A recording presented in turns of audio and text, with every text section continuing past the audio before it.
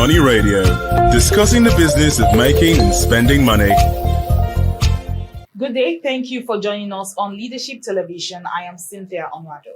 On the 7th of May 2024, there were reports of Microsoft Corporation shutting down their engineering section of the Africa Development Center in Lagos. Of course, the Lagos Center being the one of the two centers here in Africa, the second being in Kenya, was set up in the year 2022, of course, to provide for engineering solutions here in the West African region. Of course, these reports have brought out different reactions from various quarters, and we begin to question what exactly is the reasons, or are the reasons why this particular brand would shut down their center here in the West African region, and what are the consequences of this for us here in West Africa. These and more are what we'll be looking at on Leadership TV today. Well, with us to discuss this is Professor James Agaju of the Federal University of Technology, Mina. Thank you so much, sir, for joining us. Thank you for having me. Nice to be with the family. Nice to have you here too again. Thank you. Okay, so talking about big tech corporations apart from Microsoft Corporation, how many foreign tech companies do we have right here operating in Nigeria? And going back to reasons now, what do you think they are doing here in the country? Why are they here? And what have their contributions been so far?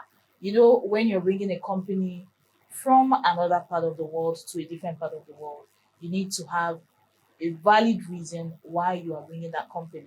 And of course, contributions that you'll be making to that new environment that you are going to. Thank you very much. Yeah, for many obvious reasons. The reason why firms, companies want to establish your environment is for the principal purpose of making gains, making profits, benefits, and adding value to their businesses. And with regards to your question about why the particular interest in Nigeria, a country that has close to 70% its population on the other divide of the youth tells you that it's a market. It's a ready market any day. Nigeria is a ready market any day on the account that most tech companies and firms want to invest here because we have the population to drive it.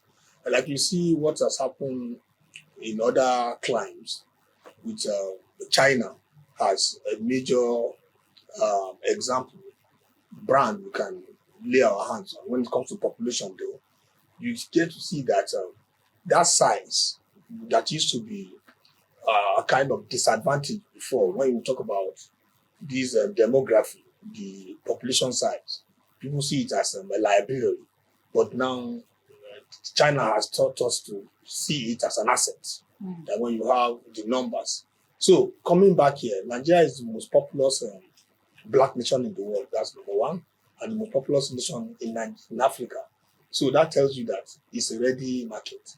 Now, a whole lot of firms, companies, tech, emerging technologies are seeing this youth population as an asset because this is the bracket that can drive businesses for them. So seeing Nigeria holds a very, very big position, and there's the projection for that Nigeria is going to actually open up the market. Let me tell you one truth you must understand. One thing is to have ideas, one thing is to have knowledge, and the other thing is marketing, to market your products. If you have the source and the location where some of these products are being manufactured, and it's close to source where the populace are, then it drives your product. So the bottom line, like I said, is about gains, making profits, and which Nigeria has. And a whole lot of tech companies and all of them are actually looking at Nigeria. Okay, let's hit the nail on the head now and speak on Microsoft as a brand on its own. How do you think they have been faring so far, even before this particular closure news that came to us this week? Do you actually think they're in competition with other rival tech companies, both big and small, here in Africa? What exactly is the reason you think is the reason why they left? Does it have to do with regulations from the Nigerian government, or from the rumors that have been going around that has to do with economy? The economy has not really been favorable for them. What do you have to say, about Microsoft as a brand now and them leaving Nigeria? Because the Kenyan office is still running, but then the closure here in Nigeria is kind of a source of worry. Yes, it's a source of worry for Nigerians because at this point, with the renewed hope of the president, this is not the best of time for such kind of news to be making the rounds. When the news came, in fact, I think this concept was initiated sometimes back in 2019, when they initiated this, when the concept came and it came to maturity, we saw it as a very, very big opportunity for us to leverage on, because we talk about size, just like I said, and this inclusion and awareness of the populace on why we should build around tech came to bear and came to the fore. So many persons were actually happy because we wanted to see how we could replicate the concept of Silicon Valley you have over there in the US. That's a location that is about the 5 or 6th tech economy in the world. I want to see how these things could start, so we could build an ecosystem around such. So this one actually coming as a big blow, but there has been so much small screen, not making it quite clear. But one thing you must understand, that nobody gets an opportunity to make gains, and all of a sudden we want to shut down. So something is actually wrong. Well, we've been taking time to check to see what could probably what could be responsible.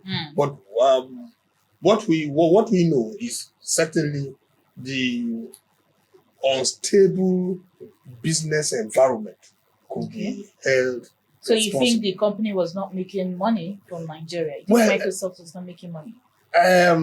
You see, you asked one question a couple of minutes ago about other companies. For 2024, we've been experiencing layoffs. We've been getting news about layoffs in most firms. TikTok, the popular TikTok, has had to locally had their share. Amazon, Tesla, that the supercharge, yes, equally had. Is still in the news, and other tech companies, but not shutting down. They didn't talk about shutting down. So that's why the issue of Nigeria telling you about shutting down is actually touching. So we need to actually investigate. But from the news making the rounds, all they've been releasing, because I just got this information this morning from a source that the reason why they are actually shutting down this department is the normal employers' stability system to stabilize the number of employees.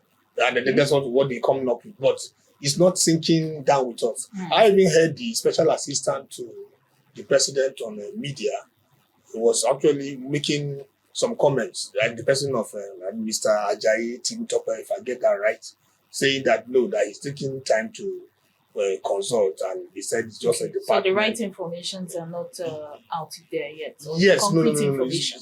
It's not concrete yet. Everybody's trying to withhold. So I don't want to just run into conclusions. Assumptions. But the truth remains that when you're hearing news like this, there's no smoke without fire. There's need to be a little bit apprehensive. And ordinarily on the part of government, there is a job to be done. With this very high level of youth unemployment, mark you that this place has the capacity of creating 500 jobs. That's direct jobs. I'm not talking of indirect, other ripple effects that are going to benefit from this. So for this reason, there's need for government to come in. Yes. We don't Government let's not presence. allow it go down because it's an ecosystem we build around it. In the Koyi there, it's about 7-story. No. It's a big edifice. You cannot just build both in structure and human services. Okay, sir. There are also reports now, though we are trying to avoid assumptions, that the Nigerian government were not really patronizing Microsoft Corporation. And even when it comes to rival tech companies also, we saw a lot of banks and fintechs patronizing these rival tech companies instead of the ones that are present right here, Microsoft and the rest. I don't really know if this reasons are some, of the reasons for the departure of Microsoft here in Nigeria. What do you think? Yes, as the day unfold, we'll be getting more and more clearer vision of information, what's actually up.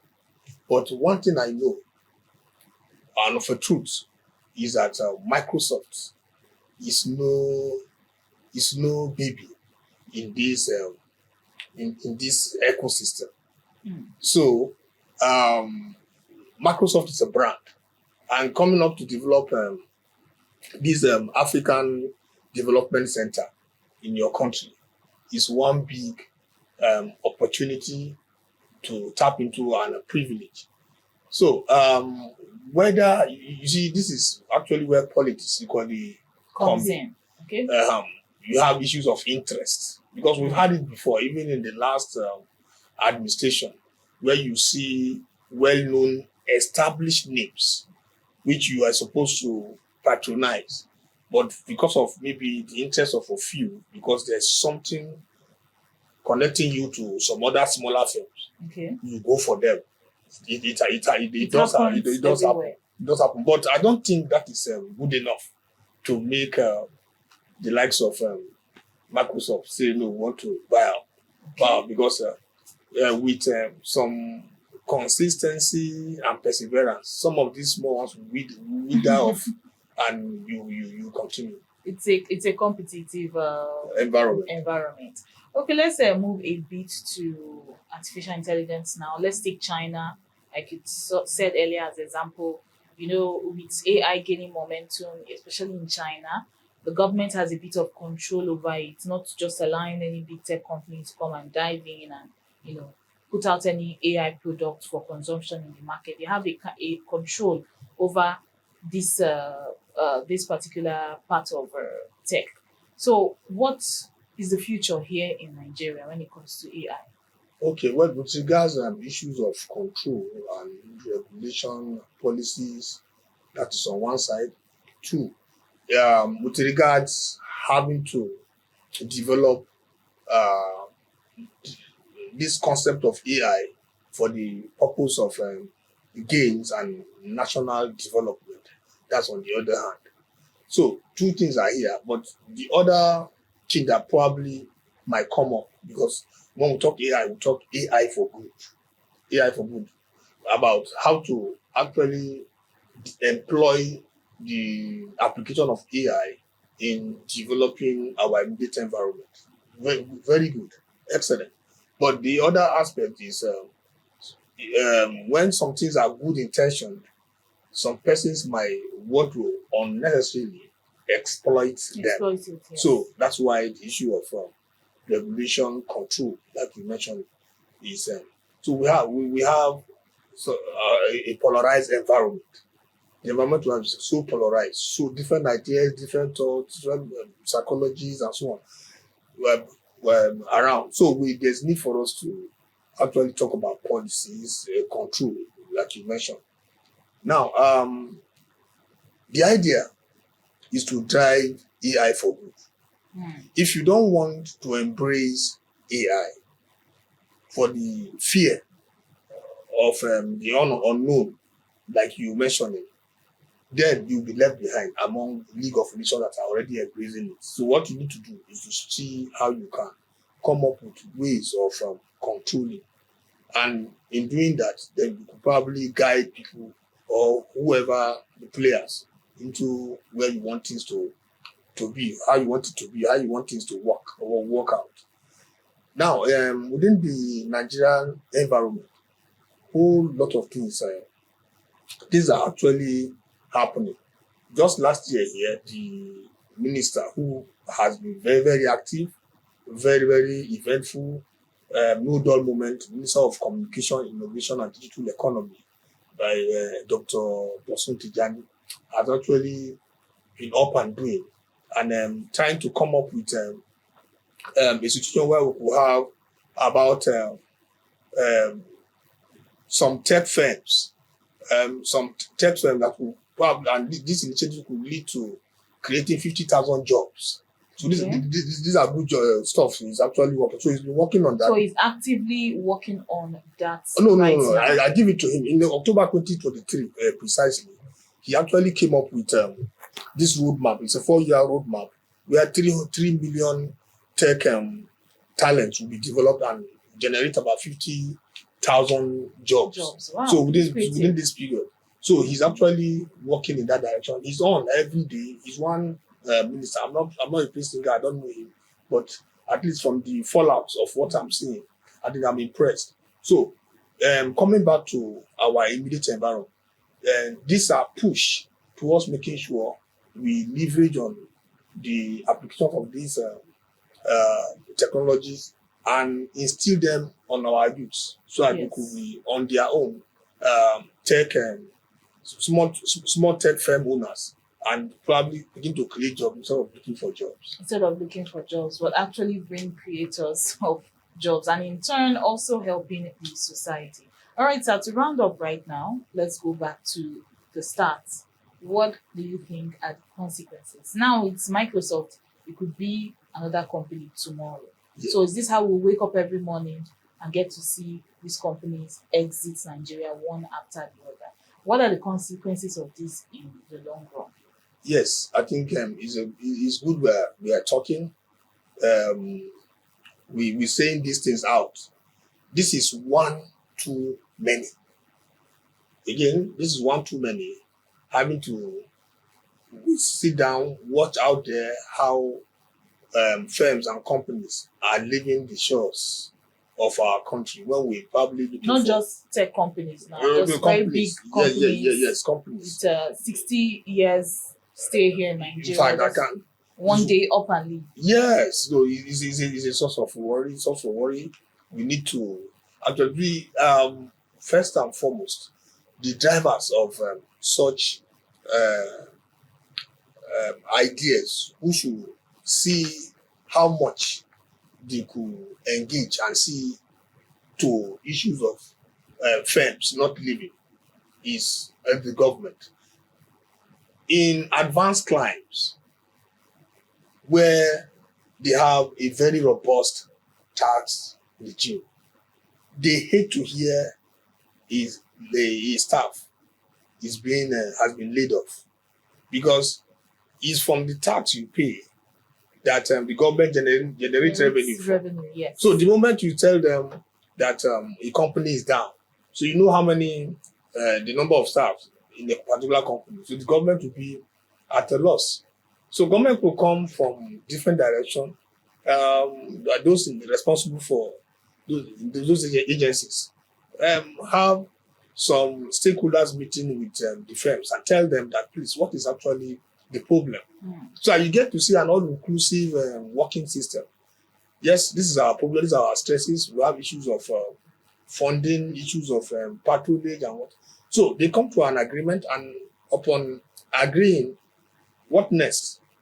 In some instances, they make available some bailouts by way of fund, and the payment plan will not be that rigid that could probably skew the firms. So they can keep that firm running.